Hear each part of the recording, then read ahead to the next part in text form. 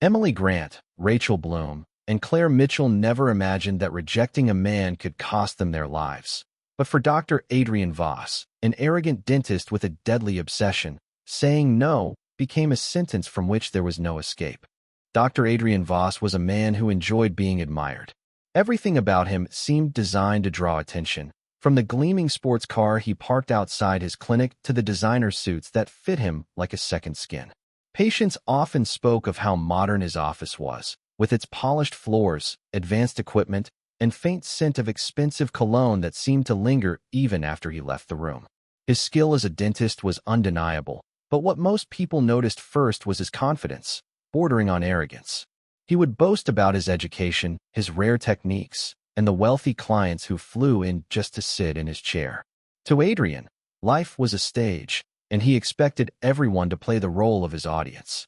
Despite his polished image, whispers circulated in the quiet suburban town where he lived.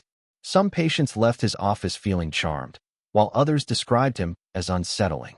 He had a habit of speaking down to people, especially women who did not respond to his advances. Staff members learned quickly that flattering him kept the workplace calm, but any hint of rejection could spark his cold, cutting anger. Most brushed it off as arrogance, nothing more than a man too full of himself. Adrian's personal life, however, was less glossy than he liked to show. He struggled to keep steady relationships, and those close to him noticed how quickly admiration turned into obsession. He pursued women with the same determination he showed in perfecting a smile, but his attention came with expectations. Rejection was something he never tolerated well, though few outside his circle saw the darker side of his personality. To the town, he was simply the successful dentist with a taste for luxury. Yet behind that gleaming facade, something far more sinister was waiting to surface. Emily Grant was only 26 when her life ended in a way that baffled everyone who knew her. She worked as a nurse at the local hospital, admired for her kindness and dedication. Friends recalled how she had once been flattered by the attention of Dr. Adrian Voss, who showered her with expensive dinners and constant compliments. For a brief moment, it seemed like the start of something promising, but Emily soon realized that Adrian's charm carried with it a heavy weight. He demanded constant admiration, grew possessive quickly, and reacted with coldness whenever she tried to assert independence. Feeling smothered, Emily ended the relationship, choosing to focus on her career instead. Weeks later, she was found lifeless in her small apartment. The discovery shocked her colleagues, who had seen her laughing and energetic only days before. Police arrived to a scene that offered little explanation. There were no signs of struggle, no evidence of forced entry, and nothing stolen. The cause of death was listed as respiratory failure, unusual for a woman so young and healthy, but not impossible.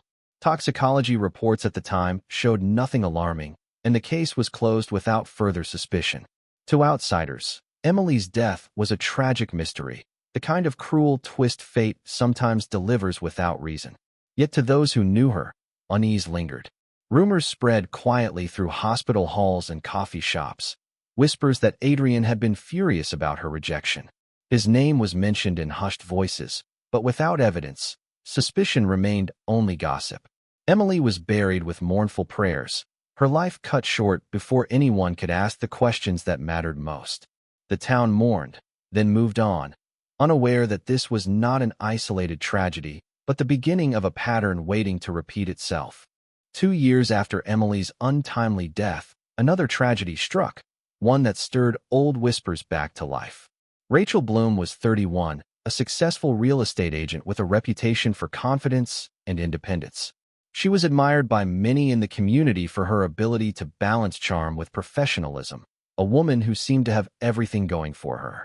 Her path crossed with Adrian Voss during a business event where his clinic had sponsored a booth. Adrian was immediately drawn to her and pursued her with the same intensity he had shown toward Emily. Unlike others, Rachel was not easily impressed by expensive suits or practiced smiles. She politely declined his attention, refusing his repeated invitations to dinner, which only seemed to fuel his frustration. Not long after, witnesses recalled seeing Adrian and Rachel in a heated exchange outside a cafe. Rachel appeared firm, waving him away while he stood rigid, his expression dark with something close to fury. Weeks later, She was discovered dead in her apartment. The scene mirrored Emily's in haunting detail. No forced entry, no violence, nothing missing. Once again, the cause was labeled as sudden respiratory failure. Rachel, too, had been young, vibrant, and healthy, making the explanation difficult to accept. Authorities filed the death as another tragic case without a clear culprit. Yet for some in the community, the similarities between Emily and Rachel were too sharp to ignore. Both women had been connected to Adrian. Both had rejected him, and both had died in the exact same inexplicable way. To outsiders, it still looked like coincidence, but unease spread among those who knew the stories. It was as if a hidden thread tied these events together, invisible yet undeniable, and it was only a matter of time before someone dared to follow it. Sophia Lane had built a reputation as an investigative journalist who never let a story go unanswered. She had a sharp eye for patterns, a mind attuned to details that others overlooked, and a relentless determination to uncover the truth. When she first heard about the deaths of Emily Grant and Rachel Bloom, she was intrigued by the apparent coincidences. Two young women, both healthy, both connected to the same man, both dying in the exact same unusual way. It was the kind of story that could easily be dismissed as tragic chance, but Sophia knew better. There was a thread here, subtle but persistent, waiting to be unraveled. Sophia began her investigation by collecting every piece of public information she could find: police reports, obituaries, social media posts, and local news articles. She scrutinized each detail, searching for anything that might have been overlooked. Patterns began to emerge: the timing of the deaths, the women's connection to Adrian Voss, and the unusual circumstances surrounding each passing. She noted how quickly authorities had closed both cases, leaving gaps that raised questions in her mind. It was as if someone with influence had ensured the investigations remained superficial. Her curiosity soon shifted into obsession. Sophia started observing Adrian, following him discreetly as he moved through the town. She watched his clinic, his social circles, and even casual interactions with strangers, searching for the faintest clue that might explain the growing list of deaths linked to him. Each observation only added to the tension she felt, a gnawing sense that time was running out for the next woman in his path. Sophia realized that uncovering the truth would not be simple. Adrian's polished exterior and public respectability made him untouchable in the eyes of most people. But she could see through the veneer, recognizing the arrogance and control that masked something far more sinister. If she could piece together the story, she might prevent another tragedy and expose a man who had been hiding his dark obsession behind a flawless smile.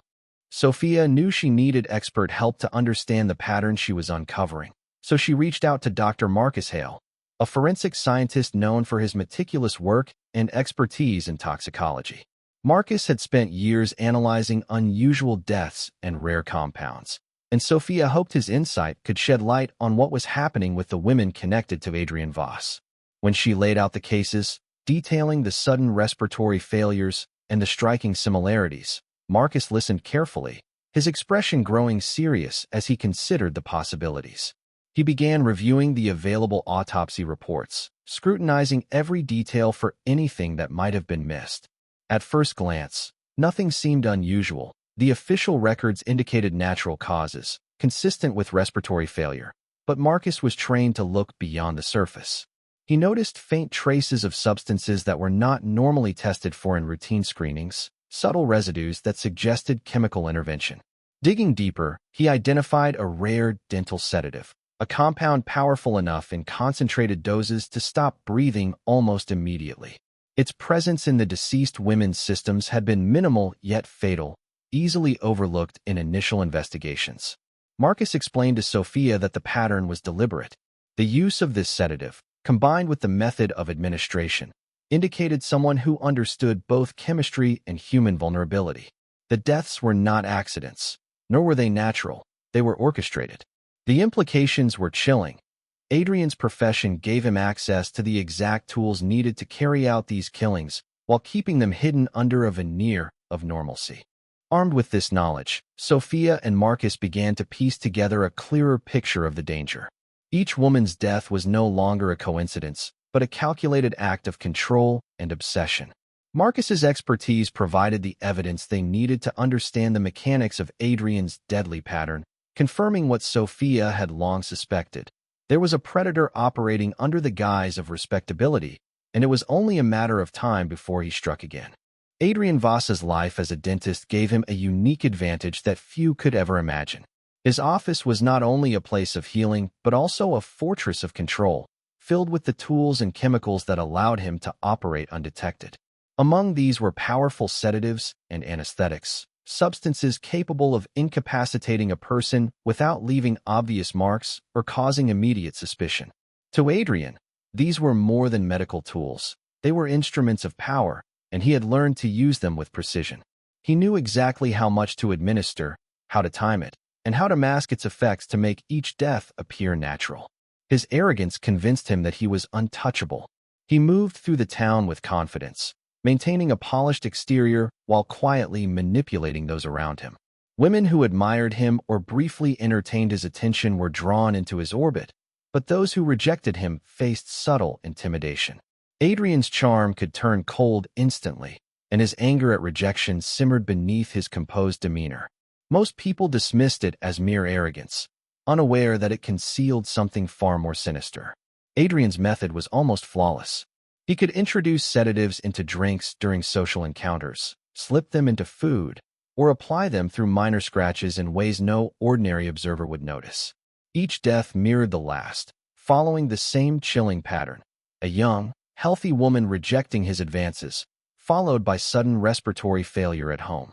To the casual eye, the women simply died unexpectedly, as if fate had intervened. This perfect cover allowed Adrian to maintain his life of luxury and admiration without fear. He had no one to answer to, no one daring to question his carefully constructed persona.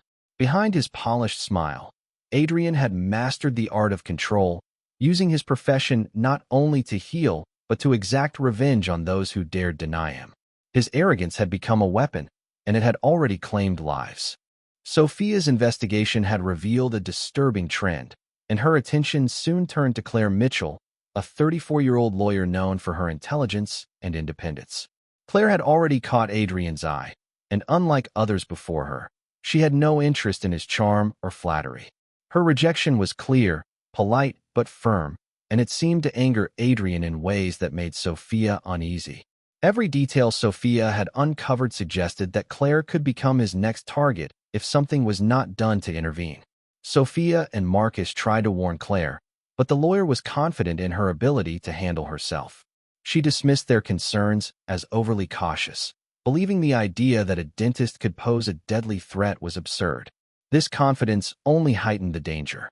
While Claire went about her daily routines, unaware of the looming threat, Adrian began to escalate his behavior subtly. He appeared at events she attended, sent unsolicited messages, and left gifts that seemed innocuous but carried an undercurrent of obsession. His surveillance was precise, calculated, and relentless, driven by the arrogance that had fueled his past crimes. Sophia and Marcus realized that time was running out. They increased their monitoring of Adrian, documenting every movement, every encounter, and every suspicious interaction. They noted the patterns he followed, how he observed his targets, and how he used his position as a respected professional to avoid suspicion. The urgency of the situation weighed heavily on them, knowing that another woman's life hung in the balance. As the days passed, the threat became more tangible. Sophia could sense that Adrian's obsession with Claire was intensifying, that he was preparing to strike in the same precise way he had with the women before her. The challenge was not only to gather proof, but to act quickly enough to prevent the pattern from claiming another victim. Every moment brought them closer to a confrontation that would determine whether Claire would survive or join the growing list of Adrian's victims. Sophia and Marcus knew that waiting passively would be dangerous. They decided to set a trap, hoping to catch Adrian in the act before he could harm Claire. They monitored his clinic, his social routines, and even the small patterns in his day-to-day life. Every interaction, every movement, was carefully documented. Sophia tracked him from a distance while Marcus analyzed subtle details, searching for opportunities to collect concrete evidence of his deadly methods. It was painstaking work, requiring patience and precision, but they both understood the stakes. If they failed, Claire could become the next victim. Days turned into weeks as they followed Adrian, noting his habits and the ways he tried to maintain the image of the successful, polished dentist. Then one afternoon, their efforts paid off. Surveillance cameras captured Adrian leaving his clinic carrying a small, unassuming package. He delivered it to Claire's doorstep, disguised as a gift, completely unaware that Sophia and Marcus were observing from nearby. The package contained a bottle of wine laced with the same powerful sedative that had claimed Emily and Rachel. Every detail of the delivery mirrored the meticulous planning he had used in his previous crimes. Marcus analyzed the scene quickly, confirming that the dosage was identical to what had been found in the earlier victims. Sophia recorded every moment, knowing that this was the proof needed to stop him. The evidence painted a chilling picture. Adrian was methodical, deliberate, and utterly convinced of his own invincibility. With the surveillance footage, chemical analysis, and documented patterns in hand, Sophia and Marcus had finally exposed the mechanism behind his string of deaths. They had captured Adrian preparing to repeat his deadly pattern, leaving no doubt about his intent. The trap had worked, but it also confirmed the terrifying reality. Adrian Voss was a predator hiding behind the mask of a respected professional, and they had caught him in the act. Armed with undeniable evidence, Sophia contacted Detective Laura Keene, a seasoned officer known for her sharp instincts and tenacity. Laura had long suspected that Adrian Voss was involved in something sinister, but without proof, her hands had been tied. When Sophia presented the surveillance footage, chemical analysis, and detailed records of his past connections to the deceased women, Laura immediately understood the gravity of the situation. For the first time, they had the documentation needed to bring Adrian to justice. The arrest was planned meticulously to ensure both the safety of the public and the integrity of the evidence. On a bright morning, Laura and her team approached Adrian's clinic, blending in with patients and staff to avoid alerting him. Sophia and Marcus were positioned nearby, capturing every step of the operation. As Adrian opened the clinic doors, still dressed in his sharp suit and exuding the arrogance that had marked him for years, the officers moved in. He froze when confronted, his usual confidence faltering for the first time. The realization that his carefully constructed world was unraveling was written plainly on his face. Adrian was taken into custody without incident. The local community watched in shock as the man they had admired and respected was led away in handcuffs. His polished image had crumbled, replaced by the reality of his crimes. For those who had followed the mysterious deaths of Emily Grant, Rachel Bloom, and the near-victim Claire Mitchell, the arrest brought a mixture of relief and disbelief. During questioning, Adrian remained cold but visibly shaken. He attempted to downplay his actions, but the mounting evidence left no room for deception. Sophia and Marcus's relentless work had uncovered the truth, ensuring that Adrian could no longer continue his deadly pattern. The arrest marked the end of his reign of control, but it also left the town grappling with the shocking reality that a predator had lived among them, hidden behind a smile and the prestige of a professional career. The trial of Adrian Voss gripped the town, exposing the dark reality behind the charming exterior of the respected dentist. Prosecutors presented a chilling case, revealing that Adrian had orchestrated the deaths of multiple women who had rejected his advances. Each detail was laid bare. The repeated use of powerful dental sedatives, the carefully planned deliveries disguised as gifts, and the consistent pattern of respiratory failure that had claimed the lives of Emily Grant and Rachel Bloom. Witnesses described his arrogance and obsession, painting a portrait of a man who could not tolerate rejection and had weaponized his professional knowledge to deadly effect. Sophia and Marcus's contributions were critical. Their painstaking surveillance, toxicology analysis, and meticulous documentation provided the proof that law enforcement had lacked for years. Claire Mitchell, the woman whose life Adrian had targeted most recently, testified about the unsettling attention she had received, her courage underscoring the threat he posed. The evidence was undeniable. Adrian's crimes were premeditated, calculated, and repeated. Throughout the proceedings, Adrian remained defiant, showing little remorse. His arrogance persisted even as the courtroom revealed the horrifying extent of his actions. He attempted to rationalize his behavior as obsession rather than murder, but the meticulous records and testimonies left no room for doubt. Every method, every calculated step, was scrutinized, leaving the jury with a clear understanding of the danger he had represented. When the verdict was announced, Adrian was found guilty on all counts. The sentencing marked the end of his ability to harm others, but the emotional aftermath lingered. The town struggled to reconcile the polished image of the dentist they had admired with the predator he truly was. For Sophia and Marcus, the work had been exhausting and perilous, but their determination had saved lives. Claire survived, and the community finally had closure, though the memory of the women lost, and the chilling realization of how easily someone could hide such darkness behind a perfect smile would haunt them for years to come.